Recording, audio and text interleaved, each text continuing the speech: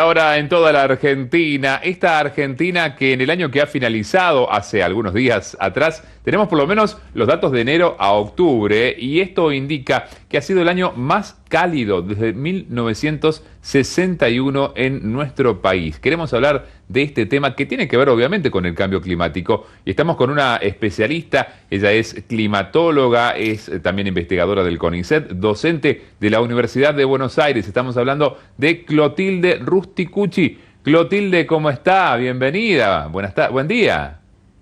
¿Qué tal? Buenos días. Matilde es mi nombre. Te Matilde, corrijo. perdón. Matilde, bienvenida, buen día, ¿cómo está?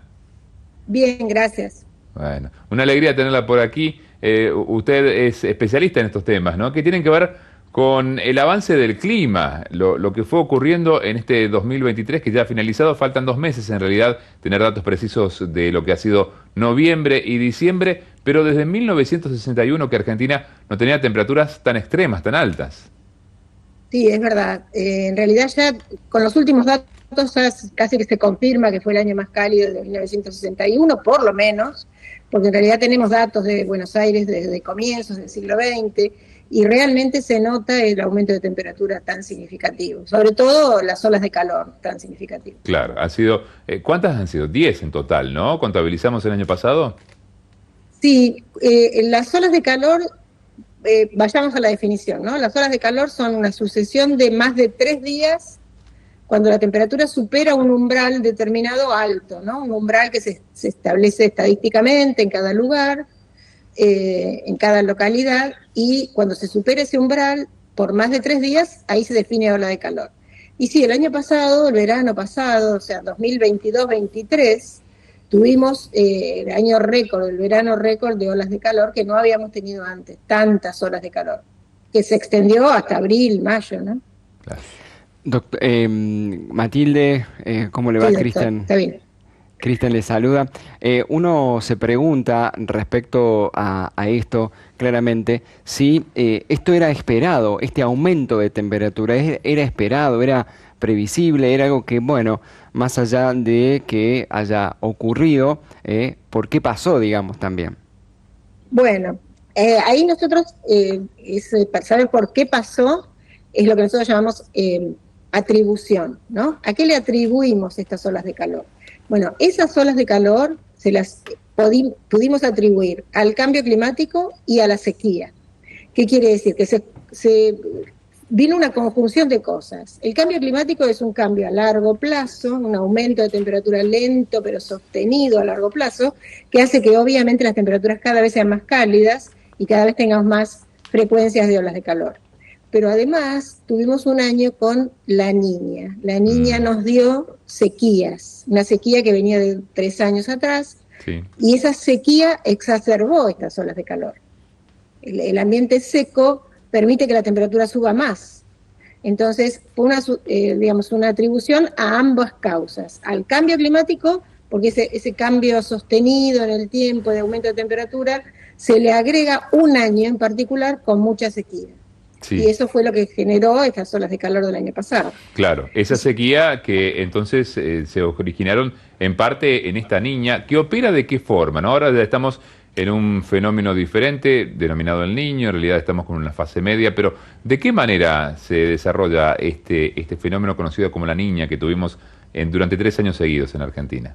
Bueno, la niña y el niño son dos partes del mismo fenómeno. Es un calentamiento de las aguas del Océano Pacífico ecuatorial. O sea, ahí estamos mostrando un mapa, fíjense que el Océano Pacífico es enorme, en el Sí, Ecuador es una gran masa de agua que se calienta o se enfría.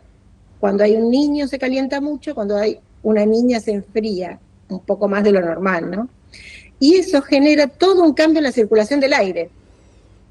El aire, las tormentas o las lluvias que se concentraban en un lugar pasan a otro lugar y eso altera toda la circulación del aire. Para nuestra región en particular, cuando hay una niña que está más frío en el Océano Pacífico, lo que genera es que no llegue el aire cálido y húmedo de Brasil y entonces no se producen lluvias y entonces se producen sequías. Por el contrario, cuando hay niño, o sea, aguas más cálidas en el Pacífico, a nosotros lo que nos ocurre es que en toda la zona este-norte de nuestro país, toda la zona mesopotámica, principalmente de Buenos Aires hacia el norte, mucha lluvia, porque llega mucha humedad, ¿sí? Entonces, esos dos fenómenos que son naturales, que ocurren desde que la Tierra tiene esta contextura por lo menos, ocurren de vez en cuando, o sea, algunos años sí, varios años no, es una variabilidad interanual. En cambio, el cambio climático es algo sostenido en el tiempo. Y volviendo a la pregunta de si era previsible, sí es previsible. ¿Por qué? Porque cuando hablamos de cambio climático, desde el primer informe del IPCC allá en los años 90 se decía que la temperatura iba a aumentar. Y estamos en esos rangos de temperatura que se preveían en los años 90. Y cuando vemos que tenemos una niña o un niño, también nosotros hacemos predicciones a 3 meses. Y esas predicciones estaban. La predicción de mayor cantidad de olas de calor estaba ya con 3 meses de anticipación, o sea, se sabía que venían esas olas de calor. Así como este año tenemos todo lo opuesto. Este año no se esperan esas olas de calor porque este fenómeno del Niño lo que nos da en general es que las temperaturas máximas no van a llegar, no hay probabilidad de que las temperaturas máximas lleguen a valores tan elevados por mucho tiempo como el año pasado. Matilde, ¿qué tal? Buen día. Cecilia te saluda y quería consultarte un poco acerca de por qué llevan este nombre, del niño y la niña, estas cuestiones climatológicas. Bueno, porque este fenómeno que ocurre allá en el Pacífico ecuatorial, empezó a aparecer agua cálida cada tanto tiempo sobre la costa de Perú y Ecuador en la época de la Navidad. Entonces, para diciembre. Entonces, los locales lo bautizaron el Niño. Por eso se lo nombra en castellano también, porque es un fenómeno global, pero se lo nombra en castellano porque en ese entonces lo llamativo era que cada tantas Navidades aparecía agua muy caliente con el Niño. Claro. Y después, bueno, a medida que fueron avanzando los estudios y pudimos observar mejor todo el océano, pudimos definir un evento contrario como la Niña, cuando se enfrían esas aguas. Claro. Bueno, y ya que estamos, te pregunto ahí, de sequía extrema y también déficit hídrico, ¿a qué hace referencia? Bueno, justamente a eso. Cuando nosotros tenemos una sucesión de meses en los que llueve menos cantidad de lo que esperamos, y el año pasado se veía que cuando nosotros analizábamos todo el año, no llegábamos ni a la mitad de la cantidad de lluvia que tenemos que haber acumulado mes a mes. Entonces, cuando no se llega ni a la mitad, ni a un tercio, en algunos casos, de lluvia de lo que deberíamos haber tenido acumulado, cuando se empiezan a definir las sequías extremas, déficit hídrico, porque los ríos no tienen agua, porque no se produce la lluvia, entonces, bueno, ahí se van definiendo esas cosas. Claro, Bien. evidentemente, no aparecen estas cuestiones. ¿Se puede hablar de que cuando estamos, por ejemplo, ahora estamos en el Niño, pero cuando estamos en periodos como la Niña, es un periodo anormal, anómalo o no de este tipo, ¿no? Aquí tiene que ver también con el trasfondo científico de cómo se ve estos fenómenos. Estamos hablando de fenómenos que ocurrieron en otro momento de la historia de la humanidad. Sí, el fenómeno de la Niña y el Niño ocurrieron en otros momentos de la historia.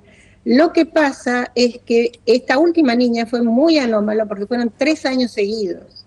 En general aparece en un año y ya desaparece, se vuelve normal, quizás pasa un niño, pero esta niña se sostuvo durante 3 años seguidos. Eso fue lo que hizo que la sequía fuera tan intensa, que no se llegara a revertir la situación en ningún momento. Entonces, por eso fue extrema. Y este niño es un niño fuerte, que también un niño es normal, pero en este caso es un niño fuerte. Y lo que se adjudica en general al cambio climático, lo que se atribuye es que estos niñas son cada vez más extremos. Venían ocurriendo, pero ahora vienen como más extremos, duran más, es más intenso. Eso es lo que se puede atribuir al cambio climático.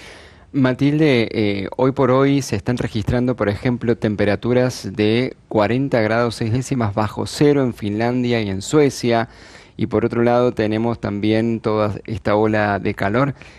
¿Esto se puede comprender en una mirada universal, estos grandes cambios que se producen en altas temperaturas por un lado y muy bajas por otro lado? Sí, porque el cambio climático, el efecto que tiene es justamente que los extremos se hacen más extremos. Entonces, que el clima se hace más extremo. Pensemos en la Europa del último verano europeo sufrió una sucesión de olas de calor impresionante. Sí. No solo Europa, China, Estados Unidos, unas olas de calor muy fuertes en el verano de ellos, y ahora están teniendo un invierno fuerte. Bueno, los extremos están aumentando. En el promedio, cuando hacemos un promedio, temperatura global de todo el planeta, de todo el año, siempre va hacia el aumento de temperatura, pero con estos días muy extremos, ¿no? Claro. Bien, y esto, Matilde, no sé si es competencia de ustedes como climatólogos, ¿tiene que ver con algún efecto de la mala utilización y el mal cuidado de la naturaleza por parte de toda la humanidad? Por supuesto, esto se atribuye directamente a la acción humana. ¿Por qué? A la acción humana principalmente por el uso de petróleo para combustión, Mira. para producir energía, porque es la principal razón. Porque al producir energía a partir del petróleo se liberan gases de efecto invernadero, el dióxido de carbono. Claro. Es el principal. Pero si a eso le agregamos que también liberamos metano con algunas actividades agrícolas, que también se libera metano naturalmente porque se va derritiendo los hielos y eso tenía bajo metano y se libera. Es toda actividad humana, la deforestación. Con la actividad de deforestar estamos eliminando posibles sumideros, se llama, o sea, absorber ese exceso de gases de efecto invernadero. Los estamos eliminando al deforestar, por ejemplo. Al cambiar selvas y bosques por campos cultivados, estamos cambiando el equilibrio que tenía el sistema. Claro, un equilibrio que tenía que ver con la absorción que favorecen los árboles del dióxido de carbono, lo que se va desechando, ¿no? Evidentemente. ¿Qué pasa en la Antártida, Matilde? ¿Qué pasa en este continente blanco que ha tenido también en este último periodo, en este último año, temperaturas realmente muy altas? Por ejemplo, lo medido en Argentina, en la base Belgrano, General Belgrano 2, que ha llegado a tener una temperatura de 2 grados positivos, 2 grados sobre cero. Sí. Bueno, la Antártida está sufriendo justamente el impacto del cambio climático ahora. ¿Por qué recién se empieza a hablar de la Antártida y se habla mucho más del Ártico, ¿no? Se habla mucho de los hielos del Ártico, Sí, los osos polares, etcétera. Porque el Ártico es un océano que tiene hielo flotando. Ese hielo se fue derritiendo muy rápidamente, porque es hielo flotando en el agua. Y se fue derritiendo muy rápidamente, eso hace ¿cómo se dice? Un feedback, una retroalimentación. Retroalimentación, claro. Gracias. Una retroalimentación positiva, o sea, se va derritiendo el hielo, se calienta, tenemos agua en vez de hielo, entonces se calienta cada vez más rápido. Ese proceso fue más rápido. La Antártida, por el contrario, es un continente que tiene hielo encima y alrededor de todo el continente. Entonces, se mantuvo más estable, ese hielo se mantiene todavía, el hielo del continente. Pero el hielo de los alrededores, o sea, el que está sobre el mar, se está empezando a derretir ahora. Y entonces empieza a manifestarse ahora justamente ese derretimiento de los hielos, ese aumento de temperaturas, y por supuesto, como decías vos, en las bases se están notando ya temperaturas muy elevadas para la región. Matilde, por aquí, bueno, nos hacen una pregunta, si hay o no manipulación climática con el supuesto fin de combatir el cambio climático. Manipulación climática supongo que querrán decir intervenir en el clima generando lluvias o sequías, ¿no? Supongo que será eso. Sí. Lo que se llama... Nosotros lo llamamos dentro del área de la geoingeniería. Geoingeniería querría decir, bueno, tratar de poner algunos mecanismos en la atmósfera, en el planeta, para tratar de combatir el cambio climático.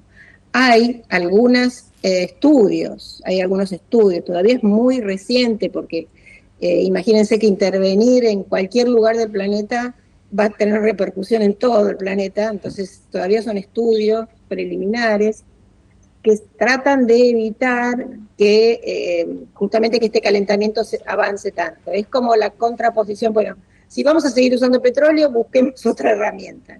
Claro. Es muy discutible, está muy discutido hoy en día, pero hay muchos estudios en ese sentido. Sí. Claro, los hay, evidentemente, ¿no? ¿Cuánto también influye, por ejemplo, lo que hemos visto en estos días, Matilde, que ocurre, por ejemplo, en la costa atlántica, ¿no? En la ciudad de Mar del Plata? Playas muy, muy cortitas, muy angostitas, y esto se va repitiendo no solamente allí, sino en otros lugares también de la costa de nuestro océano que da en Argentina, que podemos utilizar en el verano. Lo notamos en el verano justamente, ¿no? Van las personas que quieren disfrutar del mar y de pronto se encuentran con que una playa que tenía fácil unos 300, 400 metros, hoy no supera los 100. Bueno, otra manifestación del cambio climático. O sea, el cambio climático, siempre hablamos del calentamiento, pero el calentamiento genera un montón de otras cosas. Por ejemplo, el aumento del nivel del mar. El aumento del nivel del mar se genera por dos causas. Una es el calentamiento del agua. Se calienta el agua, aumenta el volumen, aumenta el nivel. Y la otra es el derretimiento de los hielos. Bueno, ese aumento del nivel del mar viene sostenido, despacito, pero sostenido, y va a seguir por muchos años. Si tenemos un mar más alto, más elevado, en promedio, cualquier tormenta que se produzca en el mar va a generar olas mucho más grandes que lleguen hasta la costa mucho más fácil. Y por lo tanto, cambian las corrientes marinas también, y eso se lleva a algunas playas en algunos lugares. Se ha probado que hay algunas playas en nuestra costa, no en Mar del Plata, un poco más al norte, se ve cómo se van degradando esas playas más fácilmente por estas dos razones: el aumento del nivel del mar, las corrientes marinas también cambian su dirección, intensidad en algún momento, se altera el sistema y estas son las manifestaciones. Matilde, respecto a lo que nos toca sobre este 2024, algo más o menos ya adelantó, pero en general, ¿qué se prevé desde lo posible? ¿No? Porque uno por ahí no sabe, esto es dinámico, porque también estamos nosotros en el mismo mundo, en el mismo universo, y nuestras acciones deberían cambiar, ojalá lo podamos hacer, pero ¿qué es lo que más o menos se podría prever para este 2024 en cuanto al clima aquí en Argentina, en la zona de América del Sur? Bueno, las predicciones se hacen cada 3 meses. O sea, yo te puedo decir enero, febrero, marzo. Enero, febrero, marzo, las predicciones para nuestro país dan todavía exceso de lluvias en todo el este, norte, y déficit de lluvia, o sea, menos lluvia de lo habitual en el noroeste y en la Patagonia. Eso es lo que se prevé para enero, febrero, marzo. Con respecto a las temperaturas, como te decía, si bien en general dan valores medios, con valores de temperatura máxima no muy altos, o sea que no se va a superar, va a ser difícil que haya tantas olas de calor o que haya olas de calor. Hasta el día de hoy todavía no tuvimos ninguna ola de calor acá en Buenos Aires. Sí, en el norte, donde falta agua, hay olas de calor. Entonces esa es la predicción que se hace cada 3 meses.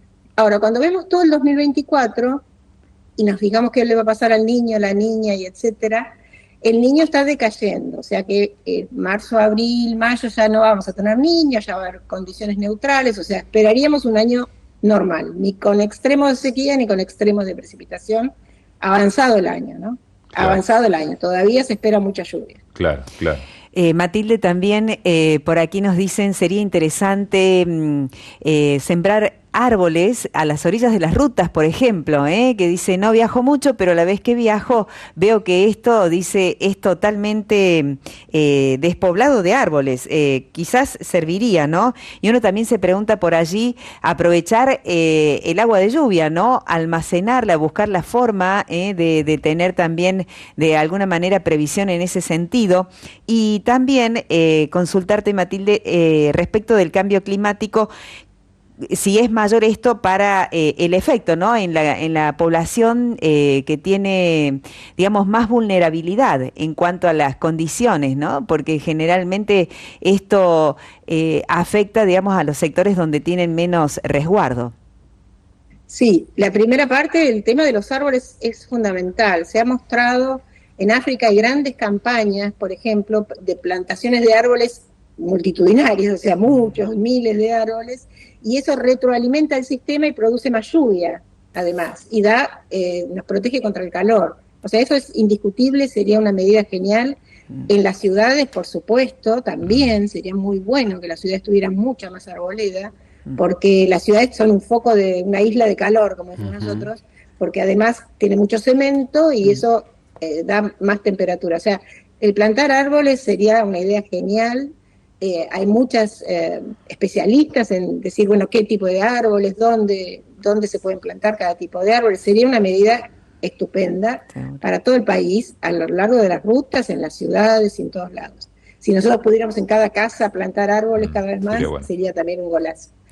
Y por otro lado, cuando hablamos de cambio climático, lamentablemente, el cambio climático es un fenómeno global, claramente, y le afecta a todo el planeta. Pero ¿quiénes son los que más sufren? Los más vulnerables. Eso está clarísimo. Aquellas personas que no se pueden proteger de una ola de calor, por ejemplo. Cuando decimos, bueno, hay alerta de ola de calor, los que pueden buscan refugio en lugares refrigerados, o los que pueden no salen, no se exponen al sol innecesariamente. Pero el trabajador que tiene que trabajar al mediodía al rayo del sol, no se puede proteger, o aquellas casas que no tienen suficiente refrigeración. O sea, obviamente los más vulnerables son los que lamentablemente sufren los efectos mayores. Claro, de estos efectos, ¿no? de estas circunstancias. Claro. Estas olas de calor, que gracias a Dios en lo que va de este año no hemos tenido, no sabemos si más adelante puede ocurrir. ¿Cómo prevenirlas? ¿De qué manera, por ejemplo, podemos comenzar a trabajar aquí y ahora, ¿no? en nuestra Argentina? ¿Cómo podemos prevenir estas circunstancias que sabemos se van a dar, y más aún en el hemisferio norte?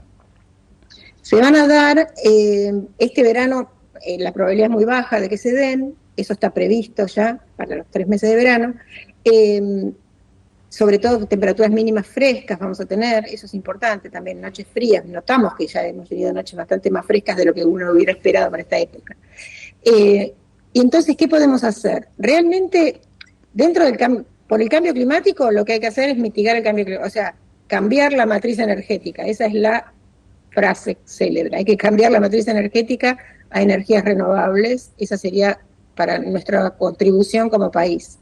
Ahora, personalmente, ¿cómo protegernos de estas olas de calor? Como decíamos recién, tener más vegetación, cuidar el agua, porque el agua también, como decías, en algunos lugares es muy escasa y es muy necesaria, es fundamental para la vida, pero claramente sabemos que las olas de calor, si uno no toma precauciones, son mortales en algunos casos. Son mortales, o sea, si no se prevé que va a venir una ola de calor y yo me puedo proteger, puedo tener impactos en la salud concretos. Ahora, si estamos dentro de un camino de cambio climático, las olas de calor van a ser cada vez más frecuentes, como han venido siendo cada vez más frecuentes a lo largo del tiempo. Entonces, tratar de prever, la prevención es fundamental. Saber que va a venir una ola de calor y poder cuidarme en los próximos días es fundamental. Y a largo plazo, tratar de evitar llenar de cemento las ciudades y poder tener más espacios verdes, poder tener más vegetación, es una medida concreta y sencilla para evitarlo, pero claramente dentro del cambio climático la prevención es que las olas de calor van a ser más frecuentes. Matilde, por aquí nos dejan una pregunta que tiene que ver con más agua, más temperatura, significa más evaporación de agua. ¿Qué cambio produce mayor humedad en el aire? ¿Esto influye en la formación de tormentas? ¿Es verdad? ¿Por qué? Nos pregunta un oyente. Sí, claro que influye. Si tengo humedad disponible, las tormentas tienen más energía, o sea, tienen más forma de formarse, tienen más energía, hace más calor. Sí influye, claramente influye. Por eso con estas lluvias, ahora estamos teniendo mucha más humedad en el ambiente que lo que teníamos el año pasado, y ahora tenemos mucha más tormentas que lo que teníamos el año pasado, porque estaba esta humedad en el ambiente. Sí, claro, o sea, es un círculo, se va armando un círculo, ¿no? Una retroalimentación. Si yo tengo agua disponible en el suelo, eso se evapora, tengo más humedad en el ambiente, tengo más tormentas y más lluvia, y eso se va retroalimentando hasta que se corta el ciclo. Y a nivel global, sí, hay más vapor de agua en la atmósfera, y eso también aumenta la temperatura a nivel global, ¿no? A nivel mundial. Claro, son todos elementos a tener en cuenta y qué bueno, Matilde, que los hayas rescatado, ¿no? Entonces, vamos a pasar un verano con menos horas de calor, es lo previsto, con mayor humedad en el ambiente, con noches más frescas, con temperaturas mínimas más bajas, lo cual haría pensar que puede ser un verano un tanto más agradable para todos. En definitiva, no deja de ser una buena noticia, Matilde. Sí, no sé si tanto para los que van a la playa, pero por lo menos para los que estamos por acá, sí. Claro, para los que se quedan en casa. Matilde, queremos agradecerte por este espacio, por esta dedicación y bueno, gracias por todos los consejos que nos has dado en esta mañana. Gracias a ustedes. Bueno. Gracias, Matilde. Muchas gracias.